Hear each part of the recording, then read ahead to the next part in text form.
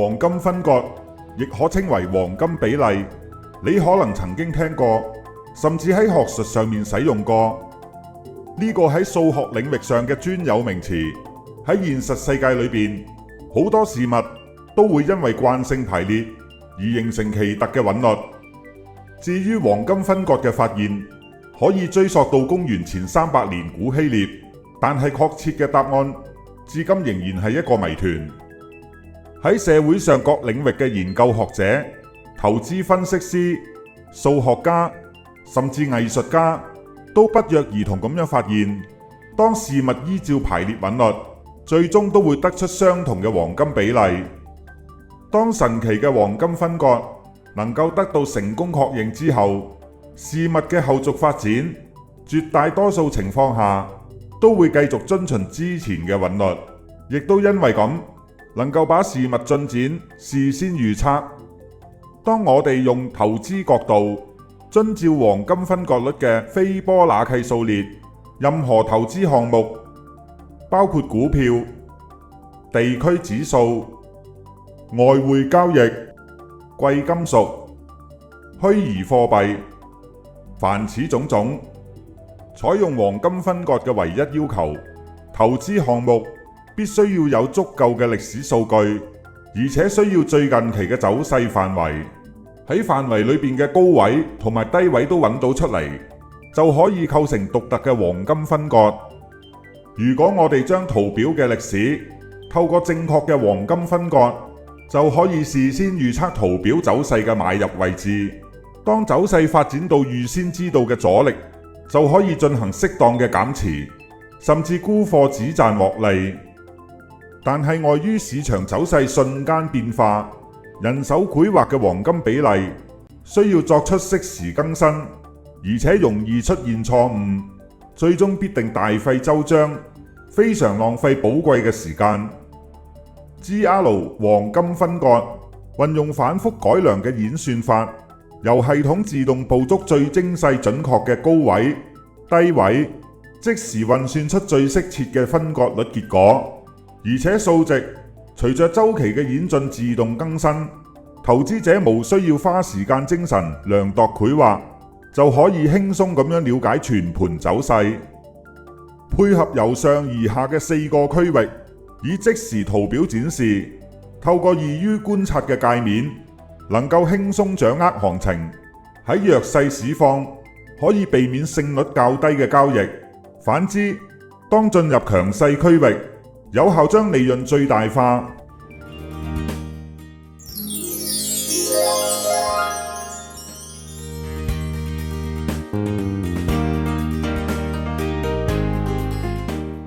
為咗將日常觀察同埋分析盡量簡化，因此我哋拋棄咗傳統嘅數字單位。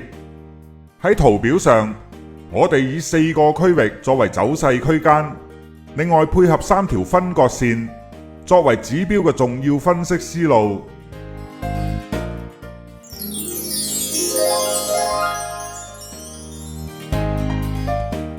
超強勢，走勢強勁，屬於走勢最後上升階段。上面黃色虛線屬於阻力，下方紅色虛線屬於超強勢同埋強勢嘅技術分割線，提供強大支持。強勢，走勢轉強，偏向震盪整理。上面紅色虛線屬於阻力，下面白色虛線屬於支持。弱勢，走勢轉弱，偏向震盪整理。下面綠色虛線屬於支持，上面白色虛線屬於阻力。超弱勢，走勢疲弱，偏向震盪整理。下邊藍色虛線屬於支持，上面綠色虛線屬於弱勢同埋超弱勢嘅技術分割線，產生強大阻力。低位，藍色虛線持續下跌嘅走勢當中，當跌勢喘定，觸發低位嘅出現，具有支持效應。中立，白色虛線，強弱嘅分水嶺，價位由下而上，屬於阻力效應；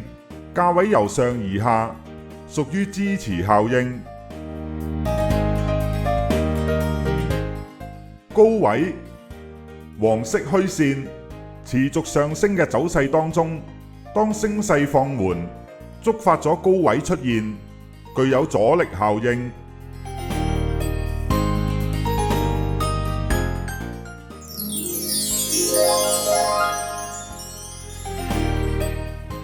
當初步了解咗黃金分割嘅各個區域以及技術分割線之後，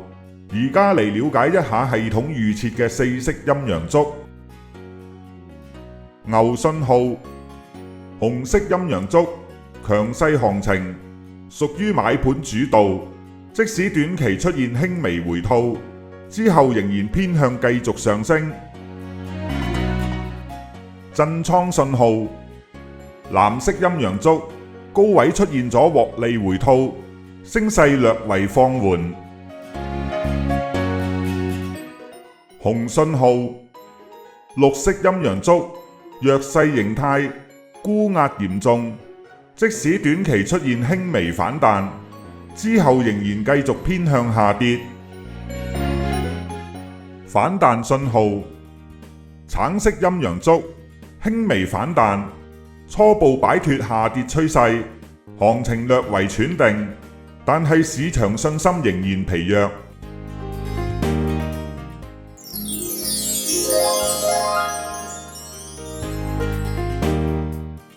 喺分析走勢方面，必須要認清楚方向，究竟當時係屬於上升趨勢，定係下跌趨勢？趨勢線，系統利用特殊演算法，利用分段漸進嘅數學公式，切實反映當時趨勢。上升趨勢，當出現橙色黃金交叉之後，趨勢線以橙色線向上發展，屬於上升趨勢。下跌趨勢，當出現藍色死亡交叉之後，趨勢線以藍色線向下發展，屬於下跌嘅趨勢。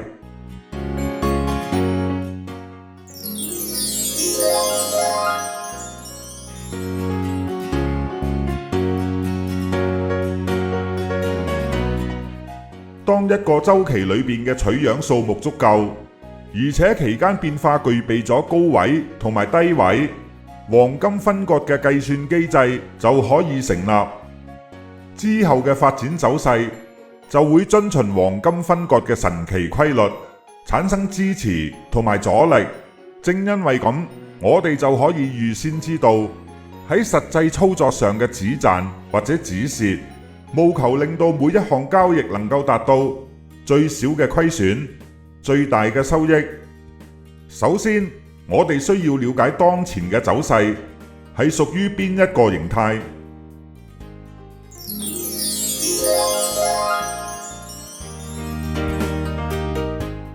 弱勢韻律，當陰陽燭喺強勢回吐調整同埋下跌，跌穿咗白色虛線嘅中立，進入咗弱勢區間，買盤力度減弱，沽盤開始湧現，主要以綠色陰陽燭嘅紅信號為主。當陰陽燭觸及下方綠色虛線，有機會得到初步支持，但係走勢仍然疲弱。弱勢震盪，如果支持力度充足，將會引發弱勢反彈，尤其陰陽燭變成橙色嘅反彈信號。喺呢種情況之下，弱勢區間上方嘅白色虛線中立，將會出現阻力效應。如果陰陽燭稍微升穿趨勢線，但係趨勢線仍然係藍色，反映咗反彈力度不足。當橙色陰陽燭反彈信號，下一支陰陽燭換成綠色嘅紅信號，弱勢反彈結束，傾向繼續下跌。當陰陽燭位處於弱勢區間，好多時候會出現上下震盪，呢種情況唔適宜建立好倉。弱勢結束，轉勢上升，當弱勢區間裏邊嘅橙色陰陽燭反彈信號發展成紅色陰陽燭牛信號，可能弱勢已經結束，轉勢上升。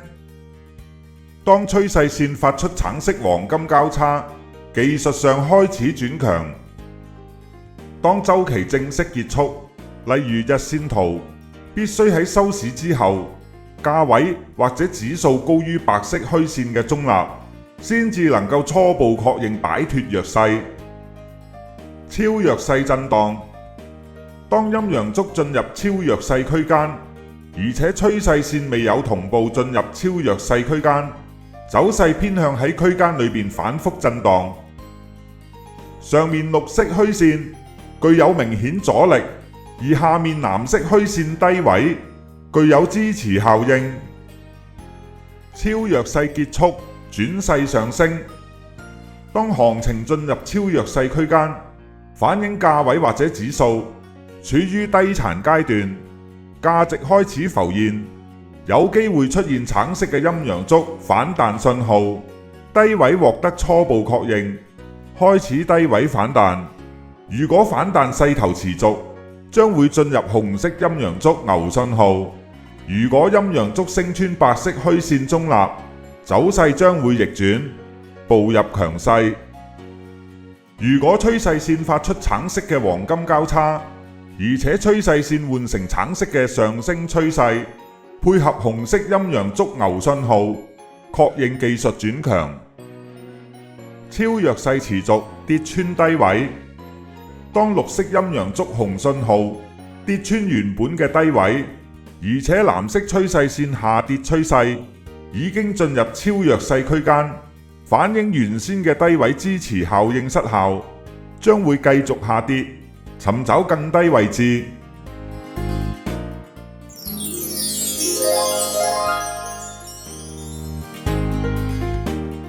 強勢韻律，經過一輪下跌，沽壓逐漸減弱，而且主力已經從低位吸納足夠貨源，上升嘅動力再次出現。當陰陽燭擺脫弱勢區間，成功升穿白色虛線嘅中立，跟風嘅買盤開始湧現。區間內主要以紅色陰陽燭牛信號為主。當陰陽燭觸及上面紅色虛線，有機會遇到阻力，但係走勢仍然偏強。強勢震盪，如果阻力強大，將會引發獲利回吐或者主力震倉，尤其陰陽燭變成藍色嘅震倉信號。喺呢種情況下，強勢區間下面嘅白色虛線中立將會出現支持效應。如果陰陽燭稍微跌穿趨勢線，但係趨勢線仍然係橙色線，反映咗回吐力度輕微。當藍色陰陽燭震倉信號下一支陰陽燭換成紅色嘅牛信號，回吐調整同埋震倉結束，偏向繼續上升。當陰陽燭位處於強勢區間，有機會出現上下震盪，但係唔適宜建立淡倉。強勢結束，轉勢下跌。當強勢區間裏邊藍色陰陽燭震倉信號發展成綠色陰陽燭紅信號，可能強勢結束，傾向繼續下跌。當趨勢線發出藍色死亡交叉，開始進入弱勢。超強勢震盪，當陰陽燭進入超強勢區間，而且趨勢線未有同步進入超強勢區間，走勢偏向喺區間裏邊反覆震盪。下面紅色虛線具有明顯嘅支持，而上面黃色虛線高位具有阻力效應。超強勢結束，轉勢下跌。當行情進入超強勢區間，反映價位或者指數屬於昂貴階段，價值開始脫離現實，有機會發展成藍色嘅陰陽燭震倉信號，高位獲得初步確認，開始高位回吐。如果回吐勢頭持續，將會進入綠色陰陽燭紅信號。如果陰陽燭跌穿白色虛線中立，走勢將會逆轉，步入弱勢。如果趨勢線發出藍色死亡交叉，而且趨勢線換成藍色嘅下跌趨勢，配合綠色陰陽燭紅信號，弱勢確認，超強勢突破，升穿高位。當紅色陰陽燭牛信號升穿原本嘅高位，而且橙色趨勢線上升趨勢已經進入超強勢區間，反映原先嘅高位阻力效應失效，將會繼續上升，尋找更高位置。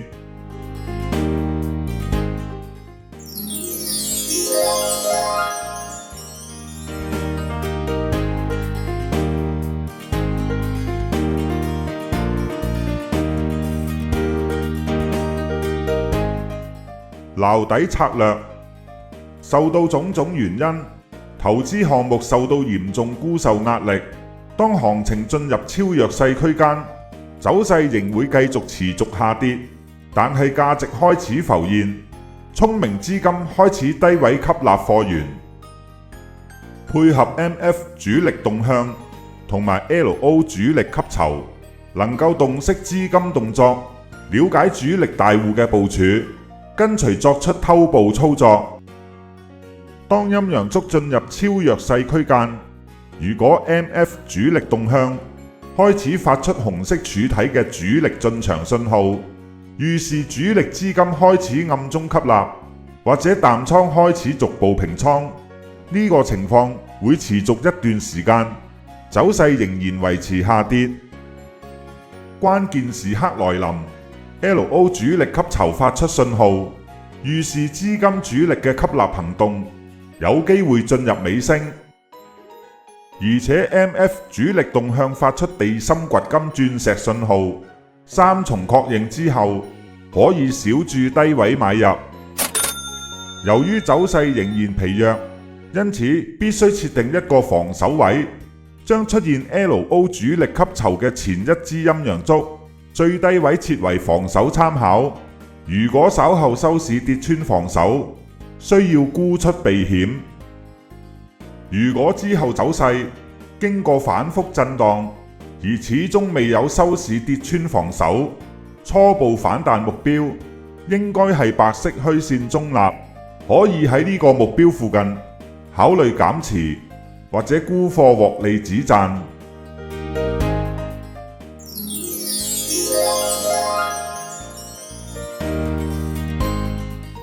轉強加倉。當行情轉強，陰陽燭上升穿越白色虛線嘅中立，初步確認弱勢逆轉，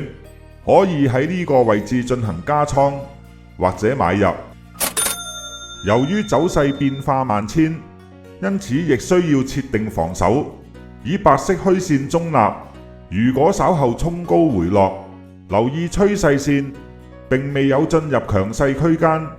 而且陰陽燭收市跌穿中立，應該考慮減持或者沽出避險。如果升勢持續，橙色嘅趨勢線已經進入強勢區間，上升嘅初步反彈目標係紅色虛線，根據當時情況，可以考慮減持或者沽貨獲利止賺。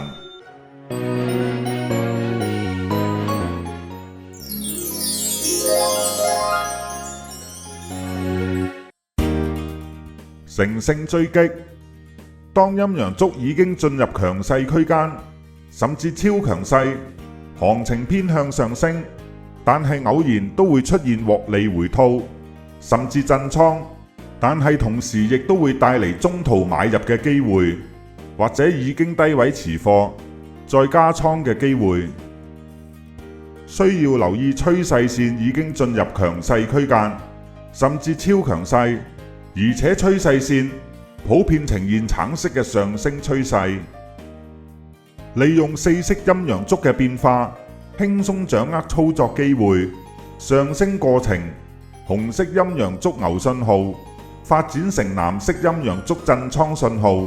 開始加緊留意。當再發展成紅色陰陽燭牛信號，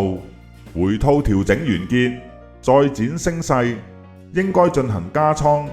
或者買入。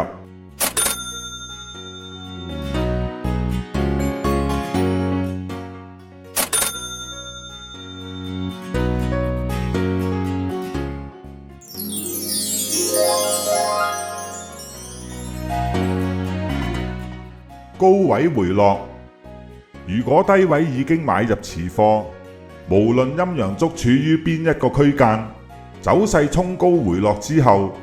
如果陰陽燭嘅牛信號或者震倉信號，甚至只係比較弱勢嘅反彈信號，發展成綠色陰陽燭紅信號，需要考慮進行減持或者沽出。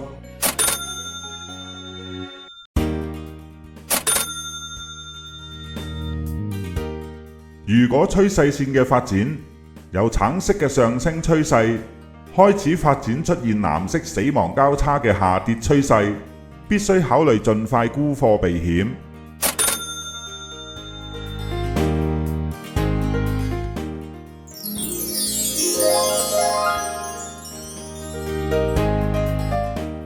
突破失敗，無論陰陽燭處於邊一個區間，走勢嘗試衝高，但係無法升穿下一個區間。當陰陽燭收市再次跌穿當時區間嘅分割線，屬於突破失敗形態。如果已經持貨，應該進行風險管理，盡快沽出避險。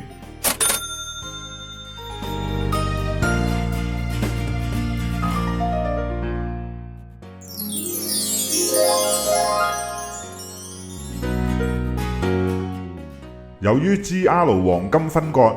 採用優化技術以及分段漸進數學公式，理論上適用於各種週期，由分鐘圖、小時圖、日線圖，以至更為宏觀嘅年線圖，只要數據歷史足夠，都適合採用。無論採用乜嘢週期圖表，建議同時觀察上一級圖表，先大後小。例如先觀察週線圖當時趨勢，再從日線圖捕捉操作機會，從宏觀進行分析，事半功倍。